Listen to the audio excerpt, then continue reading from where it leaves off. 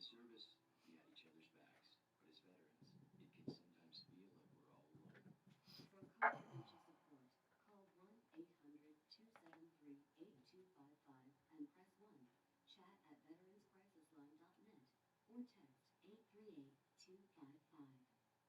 It's important to plan ahead for emergencies, like the storm. When it kicked in, we had a plan. We were able to get in touch with each other in no time. The whole experience was fine. If there's one piece of advice I'd offer other moms out there, it's to stay calm and keep to the plan. Some parents plan ahead, some don't. Make sure you know where to find your family in an emergency. Start your plan at ready.gov. Brought to you by FEMA and the Ad Council. Hey man, I always see those pics you post of you and your family at special events. What gives? Oh yeah, Vet Tips. Vet Tips gives. What's VetTix? Vet Tips is an awesome charity that gives free event tickets, concerts, sporting events, and shows, currently serving military and vets, including the immediate family of troops killed in action. I've got extra tickets. Can I donate them? Yeah, it's easy. Just go to vettix.org. You can give your extra tickets and other vets like me sign up to get them. Cool, I'm on it. And hey, thank you for your service. Sir, settle the ID. Did you have a boyfriend? You with the driver? Yes, Dr. Let me know when you're ready. I'm ready when you are. Just buzz. Then your girlfriend is fine. Hey, sweetie, I feel great. She's really okay? Not really. Now, step in the suture kit. Stack. Buzz driving. Maybe you should stop acting like it's no big deal. Buzz driving is drunk driving. Brought to you by the U.S. Department of Transportation and the Ad Council. This is WGBV AM 1240 and W240 GFFM 95.9 Freeport, New York.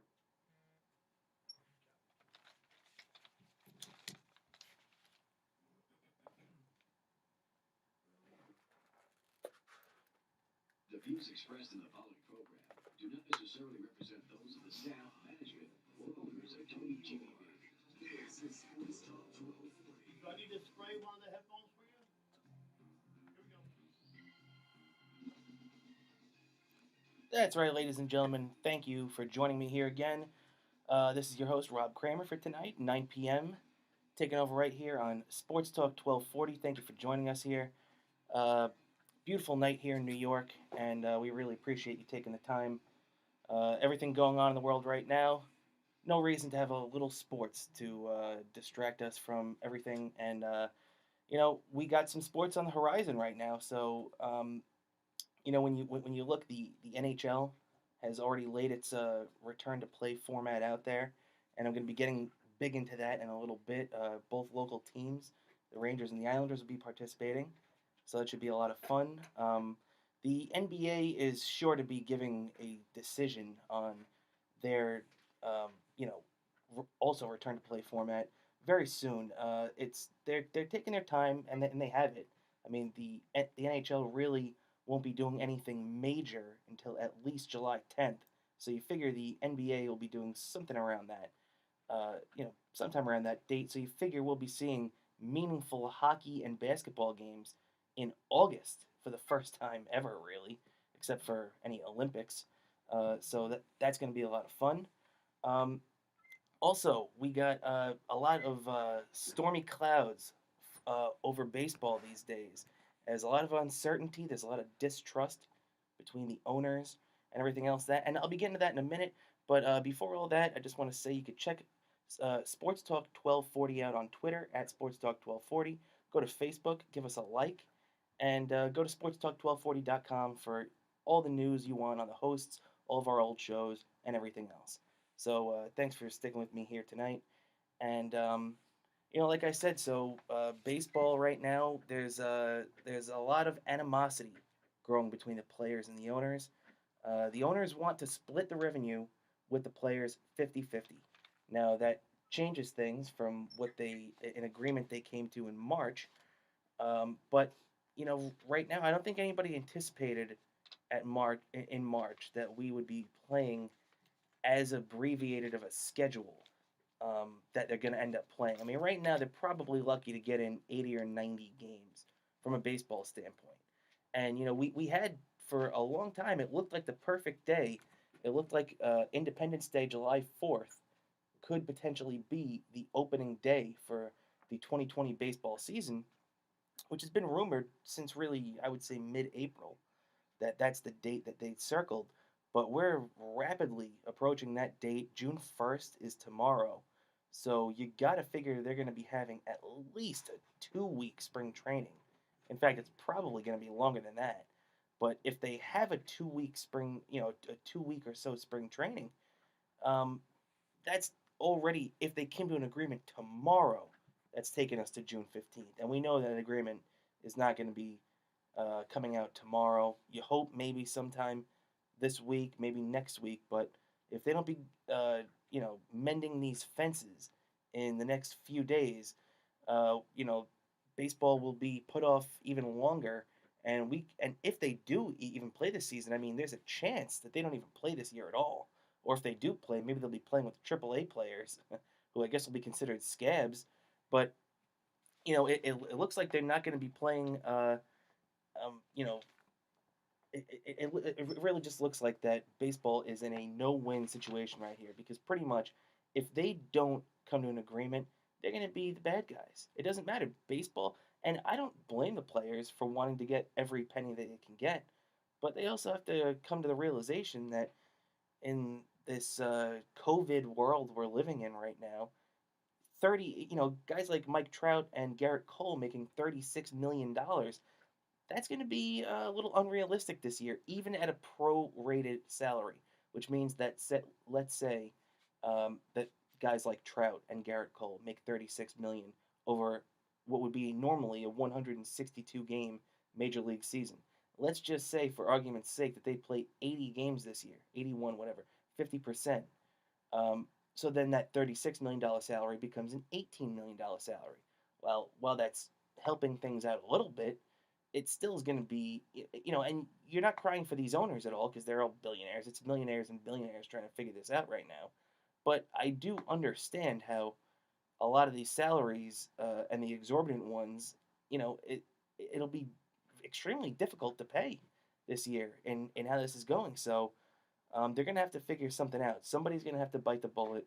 Somebody's going to have to make a concession here. And they're going to have to do it for, and I don't want to sound corny here, but for the love of the game. Because the strike that ended the 1994 season and canceled the 1994 World Series, the only time that they haven't played a World Series since it started in 1903. Um, you know, it just shows that you know they can do so much damage by not playing. They could be the heroes riding in on the white horse that is saving the day and the only sport going in the beginning of July, and really, become America's pastime again. People want sports. People want a distraction. People want to be entertained, and baseball really has to understand that. And I understand too that in 2022, so 2 years from now, there is a labor dispute in baseball on the horizon. I understand that. That's something that is probably unavoidable. I don't know if there's going to be a strike again, but there's definitely going to be major confrontations over this upcoming, agreement between the players and the owners.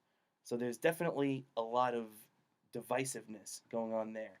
But when you really sit down and think about it, they could do so much good to this game. And a game that has lost a lot of ground to football over the last 20, 30, 50 years.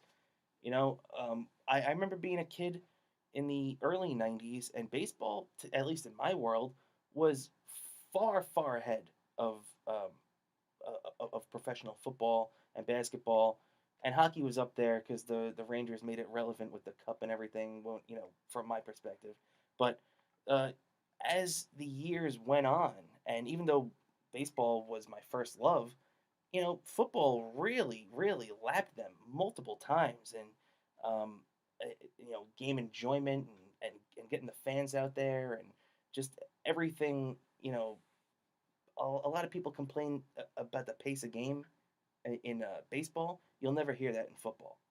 A football game could go on for 9 hours. People won't care. They'll watch every second of it. Baseball tends to drag, and I love it. I'll watch every second of it. I've watched a Met Cardinal game going to the 20th inning at 0-0.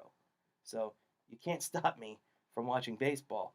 But I'm in the minority apparently because baseball really has an image problem, and these millionaires and billionaires fighting over their paychecks at this point, it's not going to go over well with the public, especially with the regular guy that lost his job due to this pandemic and is sitting home, you know, wondering how he's going to put food on the table for his kids, and he just wants a distraction a couple hours a night, um, you know, in in between being in survival mode. So people really, really have to put things into perspective, because the other thing is too, if the owners get what they want, and that uh, this deal does go through, where whatever they split the revenues 50-50, which I guess will be all television because there won't be any fans in the building. um, Rumors have circulated that the two highest players, Mike Trout and Garrett Cole, like I mentioned before, won't play at all. They also said that former Cy Young winner Blake Snell, he flat out said, I believe last month, that he wouldn't play for anything less upon his agreed salary, because of the perceived health risks, and also gonna have to if you're going to have to be in this bubble, which is exactly what it will be. Everybody playing in baseball this season is going to be in a bubble. They're really not going to be able to have any interactions with people outside of baseball, and maybe a few press members and announcers that travel with the team. It's going to be all their teammates, their coaches, maybe a few higher ups, and that's going to be it. Team doctors, things along that line. Um, you know, they'll probably have their immediate families there with them. No matter where they do it. I mean, I don't know if they're even going to do it, because that's the thing too. Hockey has laid it out. We know exactly what's going on with hockey. Basketball's taking their time; they can do that. Baseball, we don't know anything going on yet. There's rumors going on that they're going to combine the American League East and the National League East, the American League Central and the National League Central, and so on and so forth. And they're, so to cut down on travel, so you won't have any East Coast teams going to the West Coast and vice versa, which makes sense. You keep these guys in one specific area, but we don't even know. I mean, Florida is open, so I guess there's a possibility that we send a lot of teams down to Florida to play these games in their spring training locations. But are we going to see games at Citi Field this year? Are we going to see games at Yankee Stadium? Who knows? There's a possibility we don't.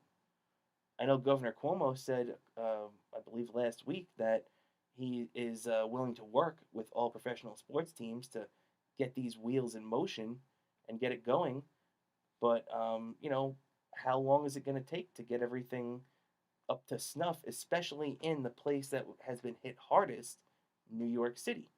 So having you know multiple teams come in through the Bronx and Queens at this point doesn't seem like it's the smartest thing to do. But you never know. I mean, you never know. And there's also other players in the league that are talking about not playing because they have underlying conditions, which you can understand. The Cubs manager Joe Madden and Anthony Rizzo um, uh, have underlying health conditions. Same thing with John Lester, who's a cancer survivor. So that's three. Well, actually, Rizzo and Lester being on the Cubs, now Joe Madden being on the new manager of the Angels. But when you look at a lot of these guys, how many people are going to bow out? Not even because of the money, but because of the health risk. Especially if there's also word too that there are guys that have major concerns with wives that are deep into pregnancy. Whether they're due over the next 3 to 4 months. So a lot of guys are keeping that in mind too. So I understand that it's not just all about money, but that can't be what it comes down to. And if it does come, and even if it doesn't come down to that, if they don't play, people are going to perceive it as that oh, they couldn't come to a decision over money. So they, no matter what, baseball is in a lose situation right now, where the longer we don't know what's going on, and I think this just shows also too, um, Rob Manfred, who's not my favorite um, commissioner at the moment, coming on the heels of a couple weeks ago getting rid of I believe it was 35 to 40 minor league teams across minor league baseball. These cities that have had these teams, connected to major league franchises, watching guys come through there for decades and decades and decades. All these people, these teams have been wiped out. All the people that work there are out of work. It's just very sad that they decide, especially that they decide to do it in this climate right now. I mean, I guess from a financial standpoint, you can understand it, but geez, have a heart. Um, I believe the Mets released 40 minor leaguers last week, so it just shows that when you cut these teams, you're putting the people that work in the stadium at a job, but you're also putting a lot of ball players at a jobs. The Mets aren't going to have the same amount of teams now that they don't have any of the lower A teams like rookie ball. Kingsport's gone. Um, the Binghamton Mets, which became the Binghamton Rumble Ponies, which I wasn't a fan of that name over the last couple of years, but they were the Binghamton Mets for decades, and that franchise was the Mets Double A team, farm team for decades, and it should have stayed that way. And even though it works out well for guys like me, that I'm always up to date on who like the Mets' big prospects are. So, um, former rookie ball Brooklyn, the Brooklyn Cyclones, will now become the Mets Double A affiliate as they do some moving around with their minor league teams, and it'll be easier for me to see the Brooklyn Cyclones and all these young guys now. But you don't like to see Binghamton lose its team. That's a disgrace. But I digress. As we get back to the players and the owners trying to figure this thing out, um, it seems that baseball is just shooting itself in the foot by dragging this thing out, and they really, really need to get a grip on this situation. Rob Manfred really has to be a leader, and he has to let these guys just be a leader, set a destination. I know it's easier said than done, and I know really when it comes down to it, he's just the owner's mouthpiece. Otherwise he wouldn't have been put in there in the first place. Just like Goodell, just like Bettman, just like all the other sports. Although Adam Silver is one of the better commissioners in basketball, which is also why I'm a little surprised that the NBA has dragged their feet a little bit on this as well. But I think that the NBA is in a much better position than baseball right now. And there's certainly not the amount of distrust going on both sides. In fact, the NBA players have said that they're comfortable with any way Adam Silver wants to take it, and that there's complete trust on both sides. So it couldn't be further from the baseball standpoint. So you know, just to wrap up here on the baseball thing, uh, I'm a diehard baseball fan. I want to see baseball. I just want to know how they're going to do it. I want to know the plan. I want to hear it. It's why it was so great last week, the day after Memorial Day. Everybody, for a long time, man, we've been in our houses. We've been quarantined, watching old TV shows and, doing whatever else you do. Take the dog for a walk, all this other stuff. And it was nice to have a good weather Memorial Day weekend. Everybody was feeling a little bit better, getting that vitamin D. And then the day after that, the NHL announced this format, and it just made me feel so good. I know I'm a big hockey fan, and I know a lot of people aren't, but really, it was good to see one of these professional sports, you know, leagues come out and say, "Hey guys, this is the you know th- this is what we're going to be doing. We don't know exactly when we're going to be doing it. We don't, we might tweak it. It might look a little bit different, but this is the diagram for how we're going to return to play." And that made me feel really good. And I've had a lot of bad things to say about Gary Bettman over the years. I was not a fan when they lost the 2004-2005 season due to the lockout. That was one of the worst years ever. Although it ended up working out well for the Rangers because the salary cap came in, and they've pretty much been a contender ever since then, excluding the last 2 or 3 years. But you know, I've not been a fan of Gary Bettman over the years, but I have to give him credit for them figuring this out. I'll be getting back into it on the other side after we take our first break, but the NHL came out with this great 24 team bracket where you're going to have um, 24 different teams going in. Everybody's got a chance. Only 7 of their teams aren't going to make it. It's the teams that were, pretty much mathematically eliminated at this point. And as a Rangers fan, I'm excited. The Rangers drew the Hurricanes, and they're going to be in it. If you're an Islanders fan, hey, the Islanders had a great start to this season, and then really the end of December until mid March, they played well, but they did a little bit of sleepwalking too. But they did good enough to get themselves in. And if you're an Islanders fan right now, you've got to be thrilled. I mean, um, you you've got a chance. Your team just took a couple of month break. They got a breather. And now they're going to come back and refresh. And that's all you want to see. You want to see your team have a chance. And right now, if you win a 3 out of 5 series, your team has a chance to participate in the playoffs, and that's a good thing. And it's not like basketball where there's a chance that they're going to be doing something different because if they do the same exact format as the NHL, they're going to have the Knicks at 21 and 45 in the playoffs, and then you're going to have teams in the West with better records that don't make it. So there's a chance maybe they only go 8 deep in the East, and they go 12 deep in the West, and there's a 20-team tournament. But you just never know. It's going to be very interesting to see how the NBA handles this because they have a lot of opportunities on the table right now. They're probably either going to be going to Vegas or Orlando. They have big ties with ESPN and Disney, so using Disney World and their Wide World of Sports complex and everything, that really works for them. There's more than enough space to have all the NBA players and executives and probably even their families and everything. What place better to house it than Disney World, really? So it's going to be really fun to see this because I know it's like we're walking through the desert right now, and it seems like it's a mirage on the horizon, but we're gonna be getting there. There's gonna be some water in our future, and we're gonna see a lot of meaningful games. This could end up being a really fun summer, where we have baseball, hockey, and basketball all going at the same time, leading up to the NFL coming back in September. And there's going to be a lot of anticipation for the NFL. That is really going to be fun. We'll be getting into some of the things that the Jets and the Giants did in the offseason later.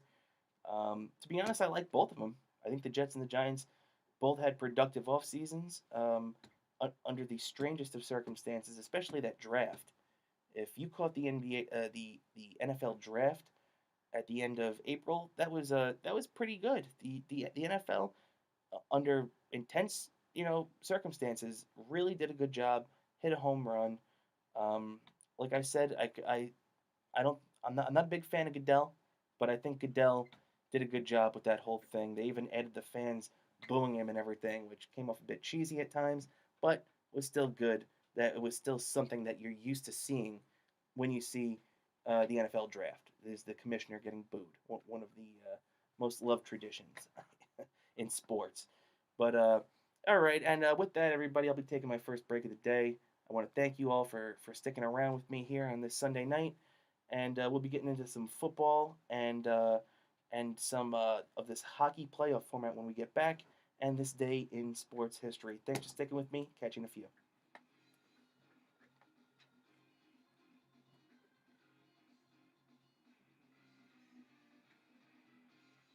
You are listening to Sports Talk 1240 on Long Island's AM 1240.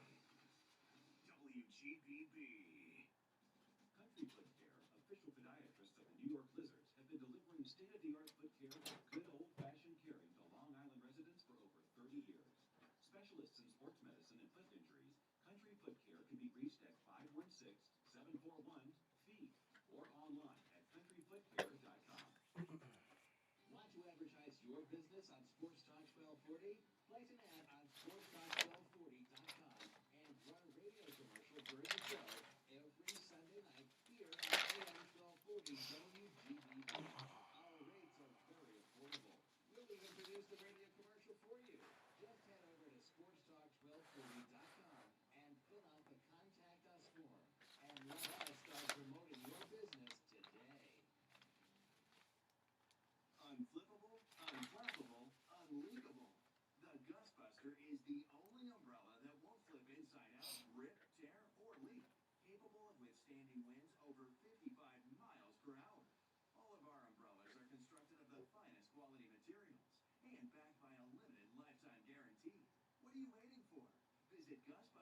and get your Ghostbuster today. Stay connected to Sports Talk 1240 by following us on Twitter, Facebook, and Instagram at Sports Talk 1240. You're listening to Sports Talk 1240, broadcasting every Sunday night beginning at 8 p.m. right here on Long Island's AM 1240 WGBB, the station that serves your community. And now back to the show. All right, thank you very much, ladies and gentlemen, for sticking around here with me on this Sunday night. And this is This Day in Sports History. This day in sports history, on May 31st, 1964, the Mets lose the second longest game ever at Shea, 8-6 in 23 innings, to the San Francisco Giants. Hall of Famer Gaylord Perry came out of the pen and threw 10 shutout innings to get the win. You'll never see that happen again, by the way. May 31st, 1983, Dr. J wins his only NBA titles as the Philadelphia 76ers defeat the Lakers in Los Angeles 115-108 to complete the sweep, and Dr. J added his third rings. The first two were in the ABA. And his speaking of the in May 31st, 1994, the New York Rangers hosted Game 1 of the Stanley Cup Final at Madison Square Garden, but dropped the game 3-2 in overtime on a Greg Adams goal with only 34 seconds remaining in the first overtime. And finally, speaking of Dr. J, on May 31st, 2002, his first team, the Nets, defeated the Boston Celtics 96-88 in Game 6 of the Eastern Conference Finals to advance to their first ever NBA Finals.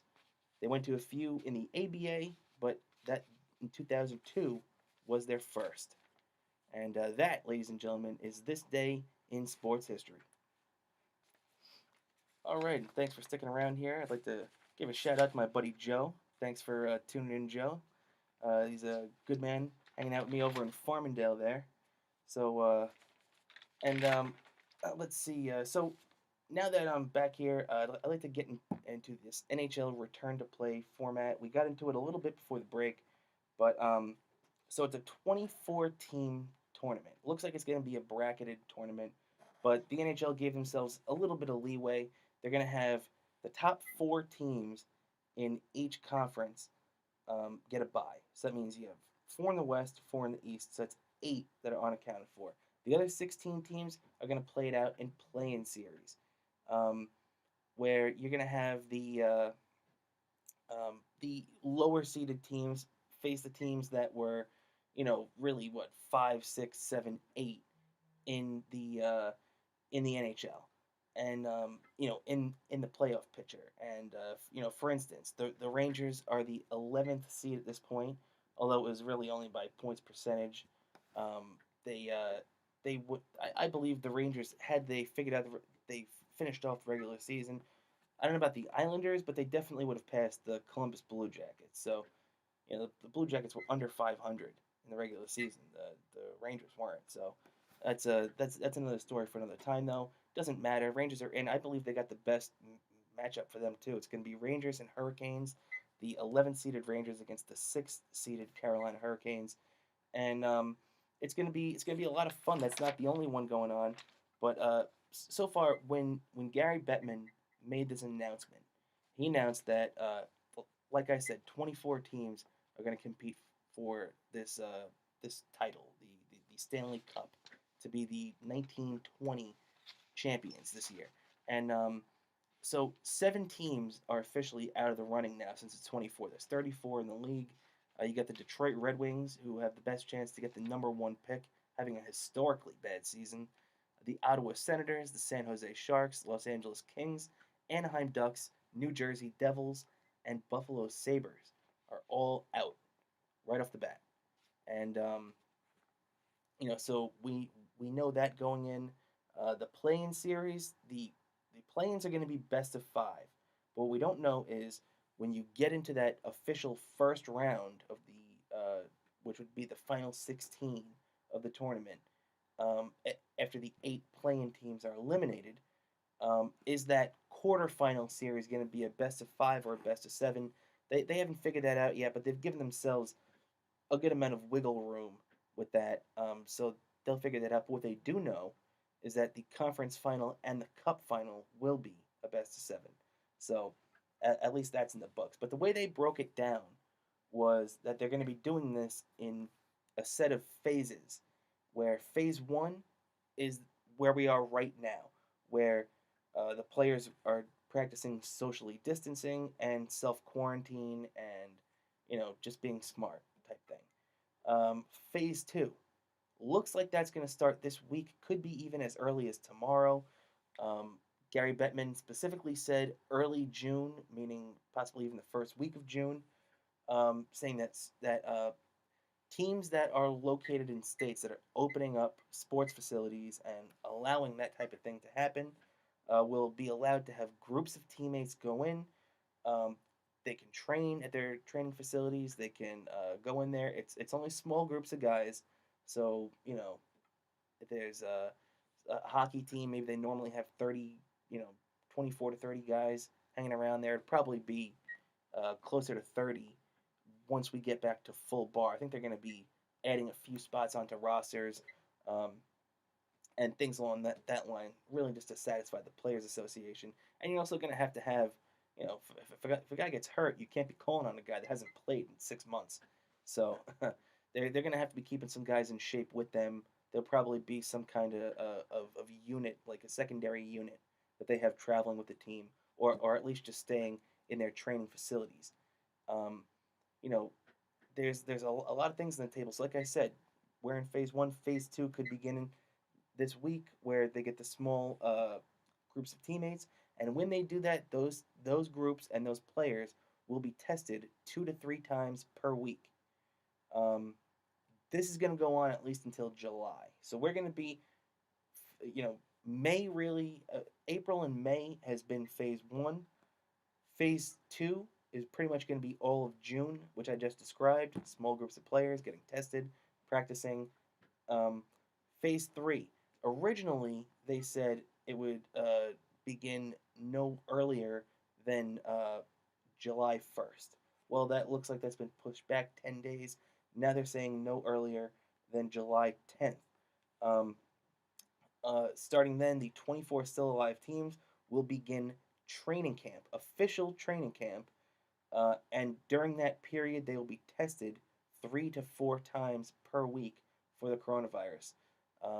Not only having the actual real test, where they take the swab in the back of the nose and all that, they'll also be tested for their temperatures and anything along those lines too. So they're really gonna kick it up a notch when they start having the full groups of teams uh, together like that. And then finally, uh, they're saying that this phase, once training camp starts, will be at least 2 weeks. So let's just say that official training camp starts on July 15th. Let's just say that.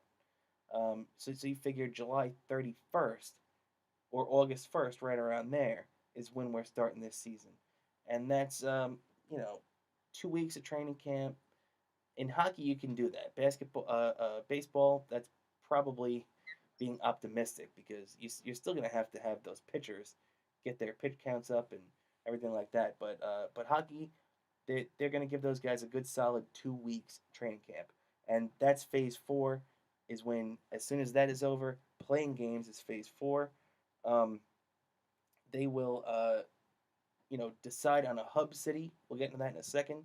But during this uh, phase 4, when all the games start, these players, the coaches, the announcers, even though there's a possibility that announcers will be off site, doing it via Zoom or Skype or however else they want to do it. Everybody involved in this will be tested for the coronavirus and have their temperatures taken every single day. And they said that even if there is a couple of positive tests, this is not going to stop them. They're going to keep going. The only way that it will stop again is if there's an outbreak.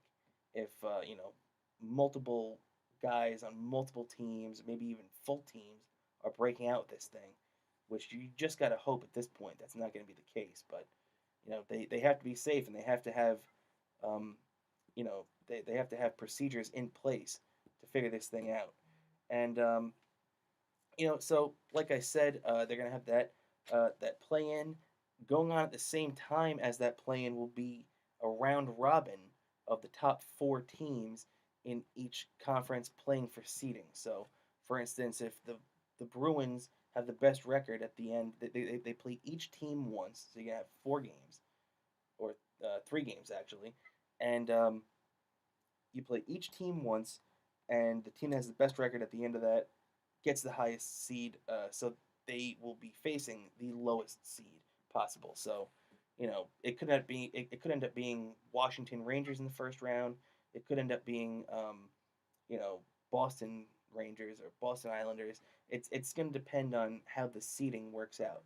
But to be honest, they haven't even fully figured that out yet because there are some people that want the reseeding and there are some people that want set brackets. So that at the beginning of this, just like in March Madness, just like in the tournament, this is the path you have to go to get to the Stanley Cup final. So getting back to these potential hub cities, it looks like Dallas, Texas, Edmonton, Alberta in Canada, Las Vegas, Nevada, Pittsburgh, Pennsylvania, also Toronto, Ontario.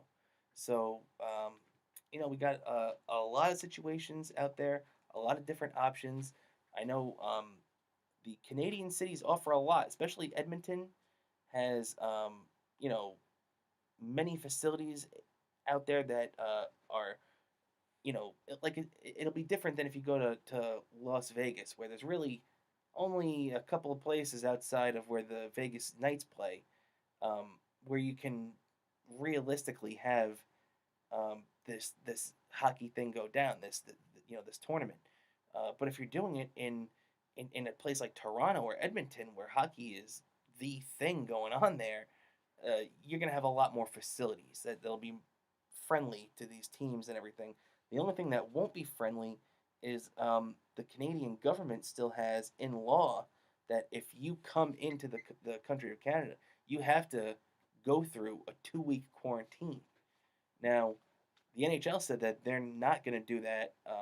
That will take Canada and any Canadian cities out of the running to host this because there's no way, especially after these players have quarantined for so long already, and they're going to be quarantined in training camp for 2 weeks leading up to that. The NHL just doesn't have the time to quarantine in Canada for another 2 weeks.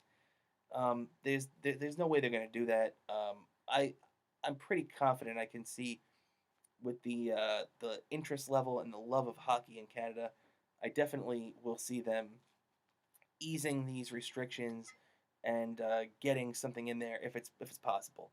It also wouldn't surprise me to see it get done in 2 American cities, having the East Coast in one city and the West Coast teams in another city. But it would be interesting to see a Canadian team get involved because there'd be a lot of passion there, and I know they definitely want to host it. So it'd be surprising if they don't. Just to get a little outlook on how this tournament is going to be breaking down, I'd like to just give you guys these matchups that we're going to be seeing. In the first round on the East side, we're going to see the 8 and 9 teams, the Toronto Maple Leafs and Columbus Blue Jackets, go at it in best of 5. All these matchups will be best of 5. The number 5 seeded Pittsburgh Penguins playing the number 12 seeded Montreal Canadiens. The number 7 seeded Islanders against the number 10 seeded Panthers, and the 6 seeded Carolina Hurricanes going against the 11 seeded New York Rangers. Now, it looks like if the Rangers win this series, they'll be playing the number 3 seed. So whoever comes out of the round robin ranked third, that's who the Rangers would get. The Islanders would get the number 2 seed should they win. So whoever in that round robin tournament between the Boston Bruins, Tampa Bay Lightning, Washington Capitals, and Philadelphia Flyers, that team will draw the winner of the Islanders Panthers series, which I think the Islanders have a very favorable matchup there too. Um, I've heard a lot of people speculate that the offensive teams will have a you know some kind of advantage in these series over the defensive teams, but I don't know that. I mean, uh, offense comes and goes. Usually, these defensive teams are like the Islanders. Barry Trotz, a very strict defensive coach. So the Islanders are probably only need to score 1 or 2 goals a game to be in every game and contend, as long as their goalies play well and as long as their defense is going good. And the couple of things the Islanders have going for them too is that they're going to be much more healthy going into this playoff than they were on March 15th when all this stopped, or March 12th, whatever it was. The Islanders are going to have Johnny Boychuk back. They're going to have Sasikis and Cal Clutterbuck. Those are three guys that could be major role players for the Islanders in any potential extended playoff run. Um, they, they also have the playoff experience of knocking the Florida Panthers out. They also knocked out the Pittsburgh Penguins last year, so it's not like they just knocked out one lightweight over the last couple of years, which, you could throw that argument out there a couple of years ago, but you knock off the playoff tested Penguins, um, then you're something to be reckoned with. And even though they got brought back down to earth against Carolina in the next round, it's a very talented Carolina team. And speaking of Carolina, they'll be playing the Rangers, like I mentioned earlier, and that couldn't be a worse team for them to face from a Carolina perspective, because the Rangers are 31-6 against the Carolina Hurricanes since 2011, specifically February 22nd, 2011, and um, the Rangers swept the series this year 4-0, and the Rangers also owned their Carolina's first round pick this season because right before the trade deadline, they traded Brady Shea to them. And, I'm a big fan of Brady Shea, but it'll be interesting to see how he responds to playing the Rangers in very meaningful games so quickly right off the bat. So the Rangers will be a little more healthy as well, just like the Islanders, as Chris Kreider will be joining them. So we'll be able to see him back in there, making that second line very dangerous, and that'll be a lot of fun to see. Um, Now on the west side, just to finish up this bracket, we'll be seeing the Calgary Flames play the Winnipeg Jets. We'll be seeing the Edmonton Oilers against Chicago Blackhawks, the Minnesota Wild against the Vancouver Canucks, the Nashville Predators against the Phoenix Coyotes. So, and Phoenix Coyotes too. They've got some ex-Rangers on there. It's pretty cool to see them in the mix. They got Derek Stepan, Antti Ranta, Michael Grabner. So it's pretty cool to see that team getting a shot. Going up against Nashville is going to be tough for them, but it's it's going to be a lot of fun. Any of these games, I'm telling you right now. A year ago at this time, I wouldn't have cared about a potential matchup between the Nashville Predators and the Phoenix Coyotes, no matter how many ex-Rangers were on that team. At this point now, I just want to see something. Just give me something. I've been watching, I'm sure like a lot of other people, a lot of old games, and they're great. They're great when you watch them, but there's nothing like watching live sports. It is it's an adrenaline rush. It's it's everything. There's a reason why sports generate so much interest and money, and it's just something that it's in people that you love that kind of competition. So I can't wait to see it. I don't care what it is. I'm gonna be watching every game. And I'm telling you right now, if baseball doesn't get their act together, hockey is gonna really, really capitalize on having this playoff format and the absolute big stage and the big platform that they're going to have. So let's just hope that hockey is able to take advantage of it, um, even if baseball doesn't drop the ball. But so just to finish up here is can't believe this hour has has flown by, no doubt about it. But I'd like to touch on football a little bit this last couple of minutes here, as football is the one league that really this couldn't have worked out better for them from a game playing standpoint, at least, where the Super Bowl was the first week of February, so it was like what February 3rd, right around there.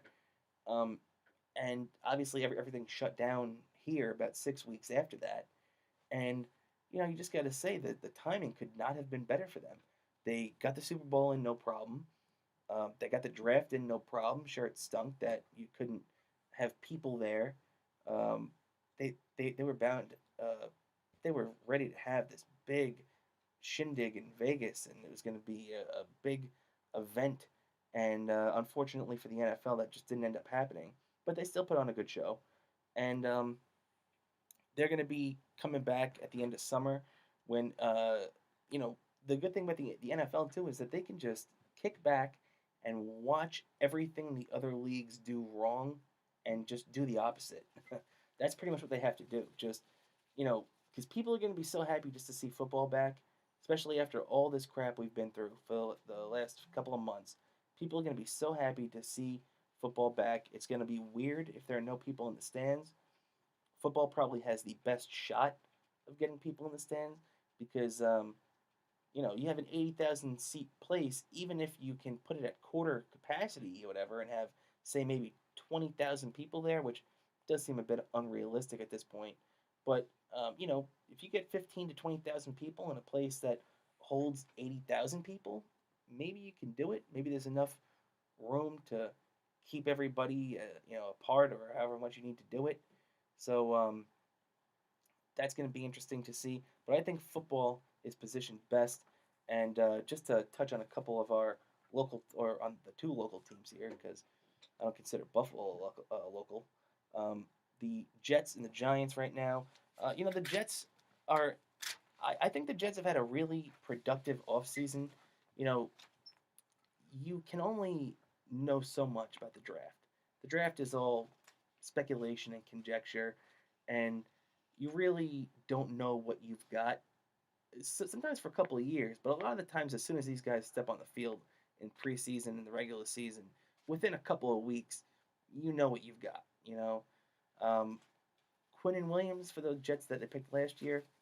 I don't know what they've gotten him yet. He's one of those guys where he doesn't look like he's going to become a player that is worthy of the number 3 overall selection, but that doesn't mean he's not going to turn it up this year. And maybe last year just was his learning curve. But one guy I think that will not need a learning curve is Mekhi Becton. This guy looks like a big pick for the Jets at number 11 this year. The Giants also went for a big offensive tackle at number 1 this year. They selected Andrew Thomas. We'll get to the Giants in a minute, but I also think that was a great selection for them. That's a guy that could be an anchor on that line for years, just like Mekhi Becton. But I think the Jets had a deeper draft than the Giants this year. I really like the Denzel Mims pick from Baylor, second, number 59 overall. He's a wide receiver. He's a big guy. He's got great hands. He was listed as one of the better wide receivers in the draft. Uh, for a long time was considered first round talent. Dropped out a little bit for whatever reason. To be honest, the Jets had the number 48 overall pick, and I thought they should have picked him there. And they traded back to number 59, which made me think that the Jets had no interest in him. And then 3 wide receivers were picked in between 48 and 59, and boom, Denzel Mims still on the board. Great move by Joe Douglas. It was a bit of a risk, but he pulled it off. One thing I also do like too is they got this guy Ashton Davis, in the 3rd round, 68. He's a safety. I think this is the writing on the wall for Marcus May being out of the picture, the other safety. Um, Hopefully, it's not a safety net for getting rid of Jamal Adams. Just pay the guy. You know what I mean? It's uh, look, Jamal Adams maybe at times has a big mouth, but the guy backs it up every single time he steps on the field. So just pay the guy. What are you doing, Jets? You can't get to this other. You have another great player on your team, just like you did with Darrell Revis that you drafted. don't make the same mistake you made with Darrell Revis and end up with some stiff that it ends up getting cut just a couple of years down the line. There's no way, if you trade him for picks, those picks are as good as lottery tickets. Nobody knows what these guys are going to turn out to be. Even the guys that I'm telling you right now, all those three guys, I feel good about those guys. It doesn't mean anything. That means these guys could all be cut 2 years from now. I hope that's not the case, but it's not like it would be the first time we've seen anything like that. So I do like this guy Ashton Davis. A couple other guys that I like that they picked. Running back Lamichael Perrine, I believe is his name. I can't read my own handwriting. He's, I remember on draft day being excited about this guy so much. He's out of Florida, and he reminded me a lot. Maybe not from a special teams standpoint, but he reminded me a lot of former Jet running back Leon Washington, who I really liked watching. I always thought he was a good player. The Jets also drafted a quarterback in the fourth round out of Florida International, James Morgan. I don't really know what that was about, but a fifth round cornerback Bryce Hall. That guy is sneaky pick. I think he could be sneaky good. And also in the sixth round they picked Braden Mann. I'm sorry, out of Texas A&M. This guy's considered one of the best punters to come out in years. So I'm happy the Jets did a draft special teams a little bit and get this guy in there. It's something that they really needed because the special teams from a kicking and punting aspect over the last few years has not been very good. Although Lachlan Edwards was okay at times, very inconsistent. A couple of guys they added in the offseason, George Fant, who you probably won't know as compared to the other two guys I'm going to say, Frank Gore and Joe Flacco. So I like that they added a bit of professionalism in there. And Logan Ryan is also a possibility. So the Jets did a really good job this year in the offseason on paper. And they have they have a very tough schedule next year. So bringing a lot of that experience in there is going to help them. And quickly on the Giants, as I'm running out of time here, the Giants, they drafted Andrew Thomas at number 4, like I said, out of Georgia. This safety, Xavier McKinney, I think is very good for them too. They got him in the second round, 36th overall. A guy out of Alabama. You really can't go wrong picking guys out of Alabama these days. And a lot of the other guys that the Giants drafted, I wasn't that impressed with. They drafted a tackle in the third round, Matt Pert, who, okay. Darnell Holmes, though, Darnay Holmes, I'm sorry. I really like a cornerback at UCLA in the fourth round. I think that guy has a lot of possibility. And they really late in the draft, they went linebacker heavy and defensive line. So I think that they wanted to get their offensive line and figure that out, get that depth, get your big guy early, and then just go for depth late. And you can't blame them on that. They also brought back Leonard Williams as a non-exclusive franchise tag, which I don't know if a lot of Giant fans are jumping around for joy about that, but he's a pretty good player. He's not a player like the Jets thought they were getting when he was drafted, but you can't blame him. And Joe Judge has a big year coming up for Daniel Jones. So the big question is, can Saquon stay healthy for them this year? We'll see that because when he's healthy, he's productive. And not much is expected of the Giants this year, but that doesn't mean that they can't have a good season. And it wouldn't surprise me to see them make a little bit of noise this year. So just be on the lookout for that. And as I'm running out of time here right now, ladies and gentlemen, I just want to thank you for sticking around with me here on Sports Talk 1240. It's been a lot of fun coming in here tonight. I've been dying to get back in here and talk with you guys.